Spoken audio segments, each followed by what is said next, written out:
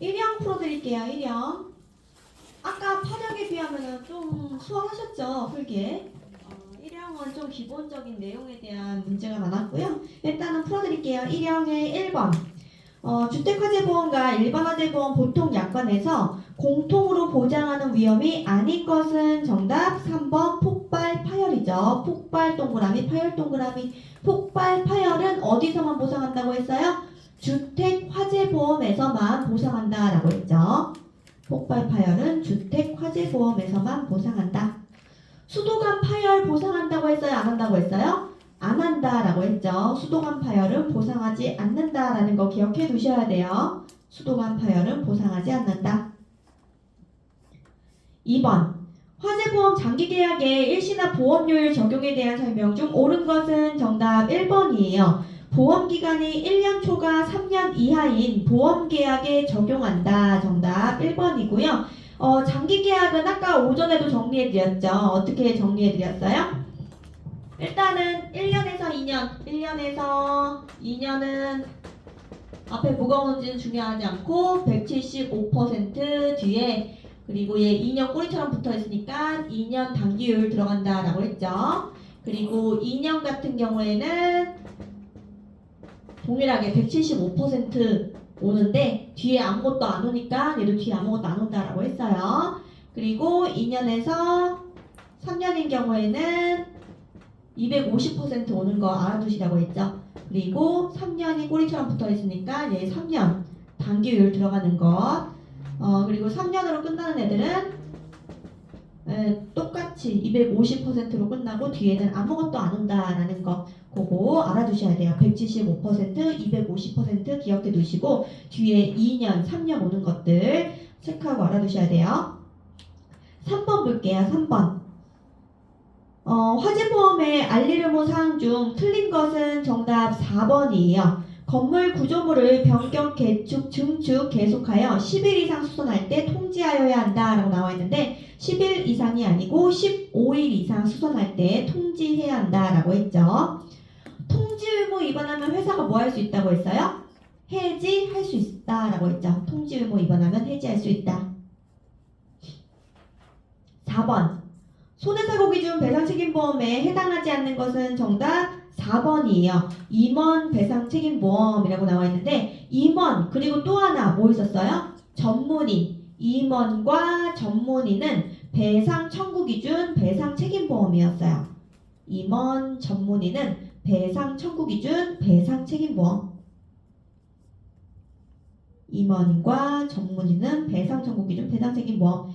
이 배상 청구 기준 배상책임보험은 사고와 청구가 다 보험 기간 중에 일어나야지 보상하는 보험이라고 했죠.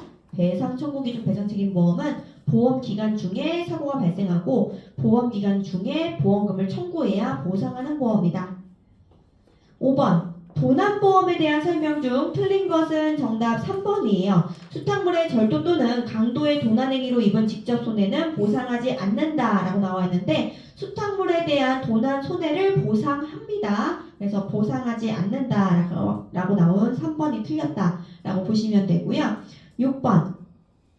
보험업법 및 보험업 감독 규정에 의해 특별 계정으로 운용되지 않는 보험 종목은 특별 계정으로 운용되지 않는 거는 만기 시에 환급금이 없는 보험이라고 했죠. 그래서 정답은 4번 자동차 보험이에요. 자동차 보험. 7번. 계약자 적립액에 대한 설명으로 올바른 것은 정답 1번이에요.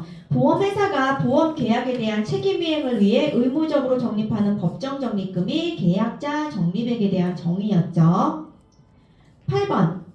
장기 손해보험에 대한 설명으로 옳지 않은 것은 정답은 3번이에요. 해지환급금이 없는 순수보장성 상품으로 개발할 수 없다라고 나와 있는데 개발할 수 있다라고 했죠. 개발할 수 있다. 9번. 장기 화재보험 등 재산보험에서 보험 계약자, 피보험자 및 수익자가 보험회사에 이행해야 하는 통지 의무에 해당하는 것은 정답은 4번이에요. 보험계약에서 보장하는 위험과 동일한 위험을 보장하는 다른 보험계약이 있음을 알았을 때, 즉 중복계약일 때 통지를 해줘야 돼요. 중복계약일 때 통지해줘야 된다. 10번. 연금저축보험의 세제 적용 요건으로 맞는 것은 정답은 4번이죠. 가입 대상은 성별, 연령별 제한이 없다라고 했어요. 가입 대상에 제한이 없다라고 했고요. 연간 얼마 한도로 불입할 수 있다고 했어요? 1,800만 원 한도로 불입할 수 있다라고 했죠. 연간 1,800만 원 한도로 불입할 수 있고요. 몇 년 이상 불입해야 한다고 했어요? 5년 이상 불입 가입했을 때 몇 세 이후 수령할 수 있다라고 했어요? 55세 이후 수령할 수 있다. 그래서 5년 이상 55세 이후 해가지고 5년 55세 괄호넣기 문제 나온다라고 했죠. 일시금으로 수령하는 거 돼야 안 돼요? 일시금 수령은 안 된다라고 했죠. 일시금 수령은 안 된다. 11번 종합소득금액이 4,500만 원 이하인 자가 연금저축보험료 납부 시 세액공제 적용 비율은 4,500만 원 이하일 경우에는 4번 16.5%라고 했죠. 동그라미 1번에 보시면 13.2% 나와 있는데 얘는 4,500만 원 초과했을 때 종합소득금액이 4,500만 원 초과했을 때는 13.2%고 이하일 경우에는 16.5%라고 했죠.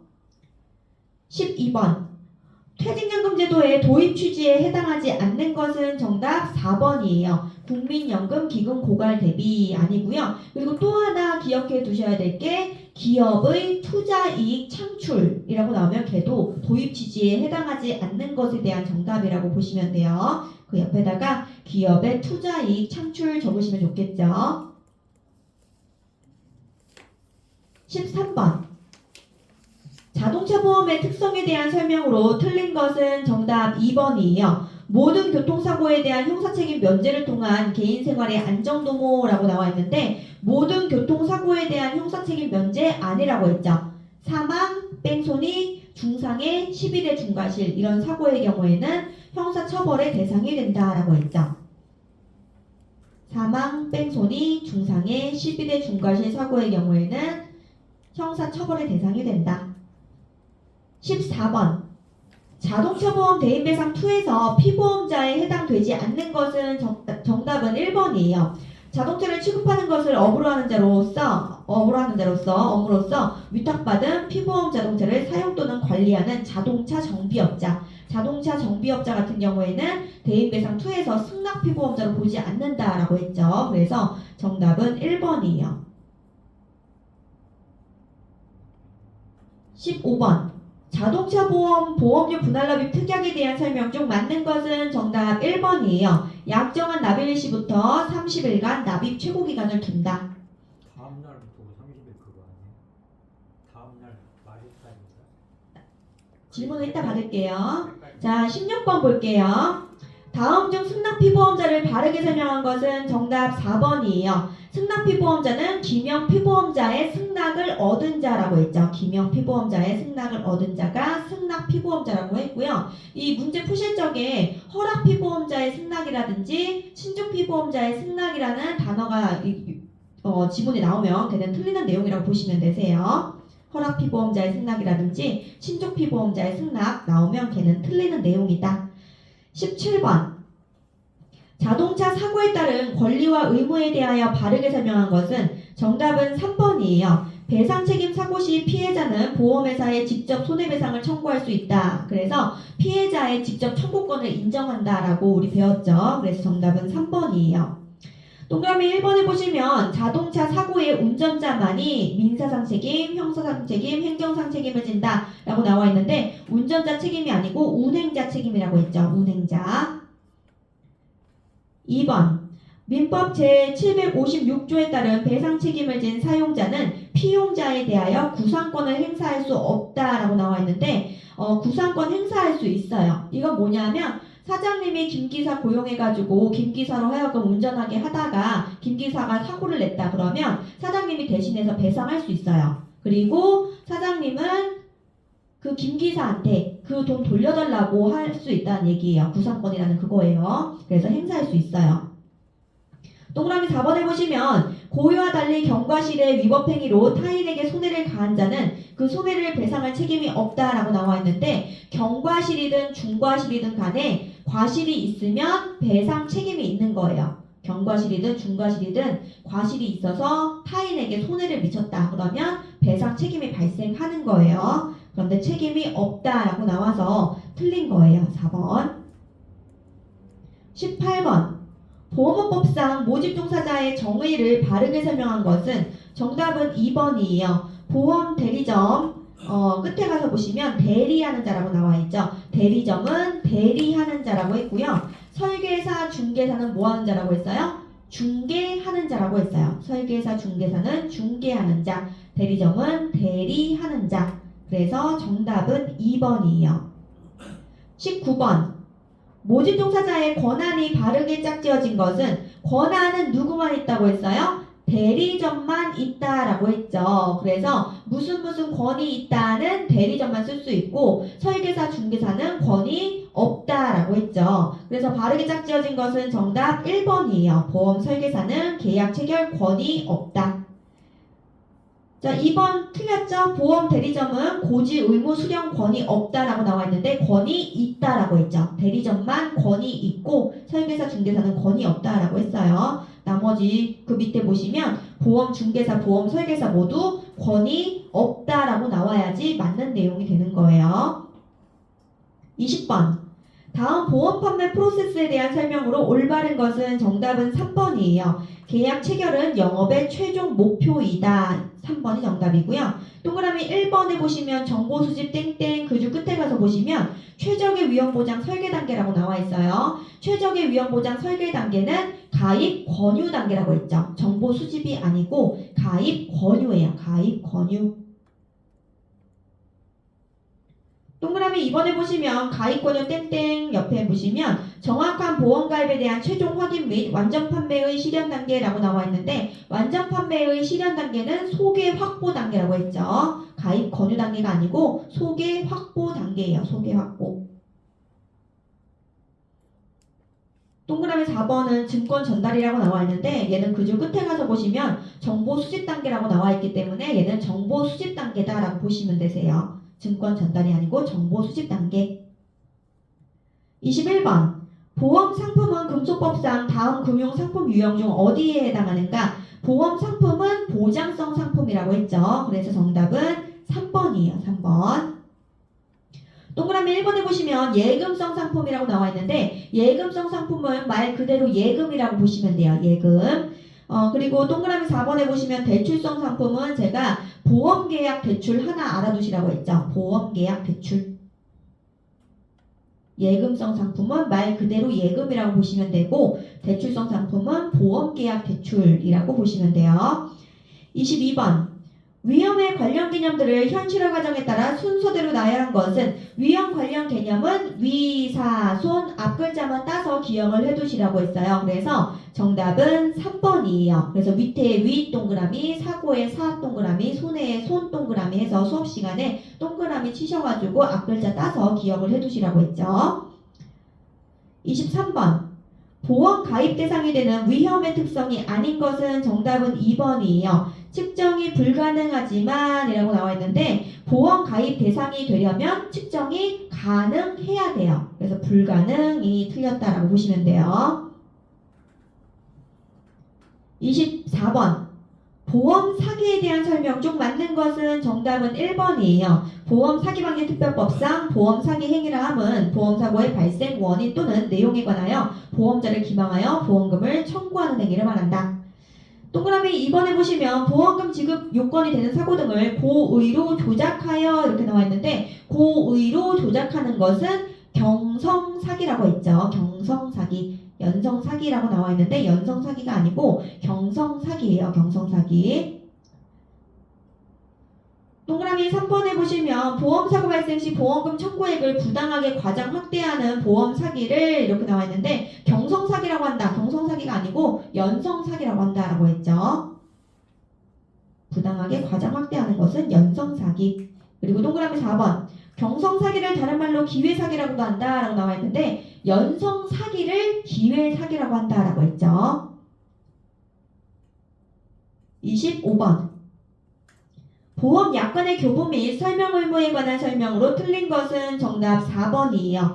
보험회사가 계약자로부터 청약과 함께 보험료를 받았더라도 보험료 받았네요. 보험료 돈 받으면 보험회사는 그 청약을 거절할 만한 사유가 없는 한 보상을 책임진다라고 했어요. 그래서 옆에 내용 보시면 보험회사가 계약을 승낙하기 전에 발생한 보험 사고에 대해서는 보험회사가 보상을 책임지지 않는다라고 나와 있는데 거절할 만한 사유가 없는 한 보상한다라고 알아두시면 되세요. 승낙하기 전에 발생한 보험 사고에 대해서도 거절할 만한 사유가 없는 한 보상 책임진다. 그래서 책임지지 않는다가 틀렸다. 뒤로 넘어갈게요. 뒤로 넘겨서 26번 약관 해석의 원칙에 대한 설명으로 틀린 것은 26번 정답은 1번이에요. 보험 약관을 변경할 때에는 손해보험협회에 미리 신고하여야 한다라고 나와 있는데 손해보험협회에 신고하는 게 아니고 금융위원회에 신고하는 거예요. 금융위원회. 27번 교통사고 처리 특례법상 중과실 사유에 해당하지 않는 것은 정답 3번 주차 위반이에요. 정답 3번이고요. 나머지는 다 중과실 사유에 해당하는 거니까 한 번씩 봐주세요. 28번 다음 중 보험회사의 의무에 해당하는 것은 정답은 가번 보험증권 교부 의무, 라번 청약의 납부 통지 의무 해서 3번이 정답이에요. 29번 보험료에 관한 설명 중 옳은 것은 정답은 2번이에요. 저축보험료는 만기가 되었을 때 계약자에게 지급하는 만기 환급금의 재원으로 사용된다. 그래서 이 저축보험료는 해지 환급금, 만기 환급금의 재원이 된다라고 했죠. 해지 환급금, 만기 환급금의 재원이 되고요. 그리고 계약자 적립액으로도 적립된다라고 했죠. 계약자 적립액으로도 적립이 된다라고 했고요. 또 기억해 두셔야 될 게 특별 계정으로 운용된다라고 했어요. 특별 계정으로 운용된다. 저축보험료는 해지환급금, 만기환급금의 재원이 되고 계약자 적립액으로도 적립이 되고 그리고 특별 계정으로 운용된다까지 기억을 해두셔야 되고요. 자, 동그라미 1번에 보시면 순보험료란이라고 나와 있는데 순보험료는 제가 순저위 이렇게 기억해 두시라고 했죠. 순저위. 순보험료는 저축보험료와 위험보험료로 구분이 된다. 저축보험료와 위험보험료. 그래서 부가보험료가 빠지고 저축보험료가 들어가야 되겠죠. 그래서 3번 보시면 저축보험료는 신계약비, 유지비 및 수금비로 구성된다라고 나와 있는데 보험료 구성 영순이 아버지 영순부 부 옆에 뭐 있었냐면 신수유가 있었어요. 신수유. 그래서 부가보험료는 신계약비, 수금비, 유지비로 구성이에요. 그래서 저축보험료 지우시고 부가보험료로 부가보험료로 고치셔야 되겠죠. 동그라미 4번 신계약비는 보험계약을 유지 관리하는 데 필요한 재경비로 내근직원의 인건비 등으로 사용된다라고 나와 있는데 얘는 신계약비에 대한 내용이 아니고 유지비에 대한 내용이에요. 유지비. 그리고 여기 나와 있는 신계약비는 설계사 초년도 수당이라고 했어요. 설계사 초년도 수당. 그래서 설계사 급여하고 관련이 있는 거고 초년도이기 때문에 딱 1년만 준다라는 것. 30번 다음 중 청약서 등 자필서명에 대한 설명으로 틀린 것은 정답은 3번이에요. 계약자의 배우자나 가족에 한해 대신 자필서명이 가능하다라고 나와 있는데 자필서명은 본인이 직접 하는 거예요. 본인이 직접 한다. 31번 보험료 영수제도와 관련하여 맞는 설명은 정답은 1번이에요. 보험회사는 원칙적으로 보험기간이 시작되기 전에 보험료를 수납하여야 한다. 그래서 전에 수납해야 한다. 여기 맞는 내용이고요. 동그라미 2번에 보시면 손해보험의 가계성 보험계약은 계약자가 발행한 선일자 수표로 수납이 가능하다라고 나와 있는데 보험료는 현금 수납이 원칙이에요. 현금 수납이 원칙이다. 그리고 동그라미 3번, 4번에 보시면 2월 해가지고 개월수가 들어가지 있는데 2월이 아니고 1월이에요. 1월이 경과되면 자동 부도 처리가 돼야 되고 1월 내에 결제돼야 된다. 그래서 2월을 1월로 고치셔야 돼요. 32번 보험계약 단계별 설명 의무에 대한 설명으로 틀린 것은 정답은 1번이에요. 모집 종사자의 보험계약 체결 대리권 존재 여부는 대리라고 나와 있죠. 대리. 승낙이나 거절, 대리, 승낙, 거절, 대리 이런 단어들이 들어가면 계약 체결 단계에서 설명해야 한다라고 했죠. 계약 체결 단계에서 설명해야 된다. 권유 단계라고 해서 틀린 거예요. 권유 X. 33번. 보험 대리점 대표 이춘풍은 인터넷 홈페이지에 태아보험 가입 시 50만원 상당의 외제 유모차를 증정한다는 내용을 게재하여 계약자 이월매와 보험 계약을 체결하고 외제 유모차를 제공하였다. 어떤 위반 행위에 해당하는가? 50만원 상당의 외제 유모차를 제공했기 때문에 정답은 3번 특별이익 제공 금지 위반 행위에 해당한다라는 거고요. 이 특별이익이라고 하는 것은 어떻게 되는 것이 특별이익이었냐면 기초 서류의 정한 금액보다 많은 금액을 지급하는 거. 기초 서류의 정한 금액보다 많은 금액 지급하는 거. 그 기준 금액은 3만 원이라고 했죠. 3만 원을 넘어서서 주는 것은 특별이익이다. 그래서 이걸 금지하고 있는데 이걸 위반했을 경우에는 제재금 최고 얼마라고 했어요? 3천만 원. 제재금 최고 3천만 원이고요. 보험업법에서의 처벌은 3년 이하의 징역 또는 3천만 원 이하의 벌금이라고 했죠. 그래서 제재금이 얼마인지 보험업법에서의 처벌은 어떻게 되는지 각각 구별해서 알아두셔야 돼요. 제재금은 최고 3천만 원, 보험업법에서의 처벌은 3년 이하의 징역 또는 3천만 원 이하의 벌금. 34번. 재산보험의 보험 종목에 해당하지 않는 것은 재산보험 종목은 상질간 이렇게 외워두시라고 했죠. 상질간, 상해, 질병, 간병. 그래서 해당하지 않는 것은 3번 연금보험이에요. 35번. 재산보험에 대한 상품설계 일반 기준에 대한 내용으로 올바른 것은 정답은 1번이에요.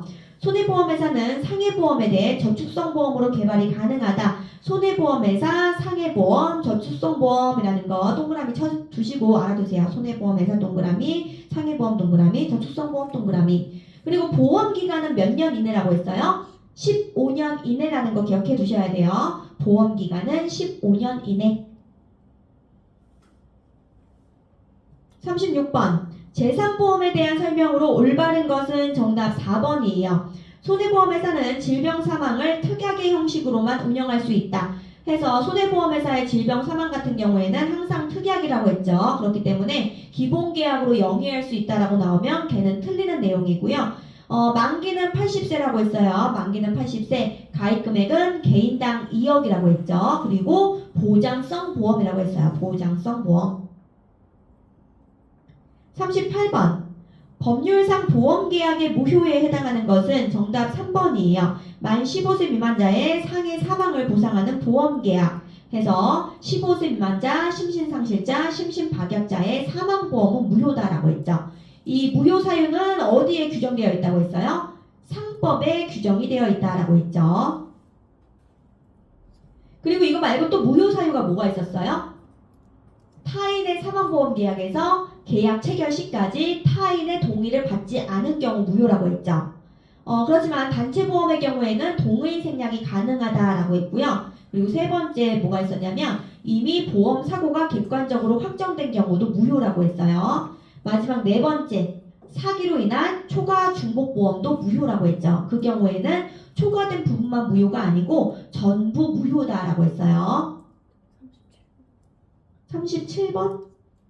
37번 볼게요. 재산보험에서의 보상 방법을 바르게 설명한 것은 정답은 2번이에요. 정액보상 및 실손보상은 손해보험회사, 생명보험회사 모두 가능하다. 2번이 정답. 39번 갈게요. 39번.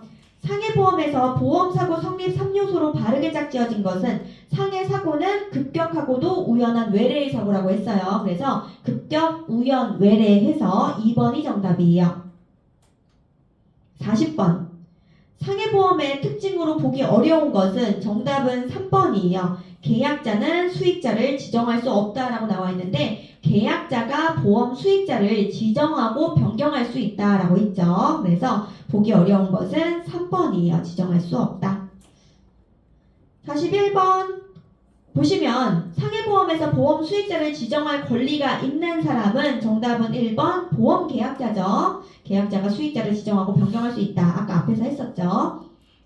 41번 상해보험에서 보상하는 손해에 해당하는 것은 정답은 2번이에요. 회사에서 체육활동의 일환으로 등산 중 상해라고 나와있죠. 요거 어쩌다가 한 번 등산하다가 다친 거는 보상을 하지만 전문 등반하는 사람들 같은 경우에는 면책이라고 했죠. 면책. 43번 상해보험의 보험료 산출 시 고려사항에 해당하지 않는 것은 정답 3번이에요. 피보험자의 보험 가입 이력은 고려사항에 해당하지 않아요. 이 상해보험 같은 경우에는 이 사람이 무슨 일을 하는지 직업이나 직무에 따라서 보험료가 산출된다라고 했죠. 그렇기 때문에 3번이 틀렸다라고 보시면 되고요. 44번 21년 7월 출시한 개인시손의료보험 4세대의 공제금액에 대한 설명 중 잘못된 것은 정답은 4번이에요. 상급 종합병원에 통원하여 발생한 질병 비급여 의료비. 비급여 의료비는 의료기관에 관계없이 3만원 30%라고 했죠. 3만원 30%. 그래서 정답은 4번. 45번. 교통상해보험에서 보상하는 손해에 해당하는 것은 정답은 1번이에요. 피보험자가 덤프트럭을 도로에서 운행 중 발생한 손해 1번이 정답이고요. 이 문제 푸실 적에 대상이 뭐든지 간에 도로에서 운행 중 발생한 손해라면 교통상해보험에서 보상한다라고 했죠. 여기서는 덤프트럭이 나와 있지만 다른 문제의 정답으로는 뭐 농업기계가 오기도 하고 아스팔트 살포기가 오기도 해요. 그래서 대상이 뭐든지 간에 도로 운행 중 발생한 손해는 교통상해보험에서 보상한다라고 보시면 돼요. 46번 단체상해보험에 대한 설명으로 틀린 것은 정답은 2번이에요. 비영리 법인단체는 1종 단체에 해당한다라고 나와 있는데 비영리 2종이다 이렇게 기억해 두시라고 했죠. 비영리 2종이에요. 2종. 1종이 아니고 2종 단체. 47번 보험계약의 무효사유에 해당하지 않는 것은 정답은 4번이에요. 질병 치료비를 담보하는 계약의 피보험자가 청각장애인인 경우 이 경우는 무효와 관련이 없죠. 48번 암보험에서 대기간을 설정할 수 있는 경우에 해당하는 것은 정답은 1번 만 17세예요. 그래서 대기기간 설정할 수 없는 거 그 밑에 나와 있죠. 갑상쇠망, 기타 피부암, 경계성 종양, 그리고 또 뭐 있었어요? 제자리암. 갑상선암, 기타 피부암, 제자리암, 경계성 종양, 그리고 만 15세 미만자는 대기기간 없이 바로 보상한다라고 했죠. 49번 다음은 21년 7월 출시한 개인실손의료보험 4세대의 질병비급여 보상금액에 대한 설명으로 빈칸에 해당하는 것으로 맞는 것은 상급병실료의 경우 비급여 병실료의 몇 퍼센트를 보상한다라고 했냐면 50%를 보상한다라고 했어요. 그리고 1일 평균 10만 원 한도로 보상한다. 그래서 정답은 4번이에요. 50번 상해나 질병 등으로 인해 활동 불능 상태가 되어 장기간 타인의 보살핌이 필요한 경우를 보장하는 보험 종목은 정답은 1번 장기 간병보험이에요. 그래서 여기까지 해서 1형 풀어드렸습니다.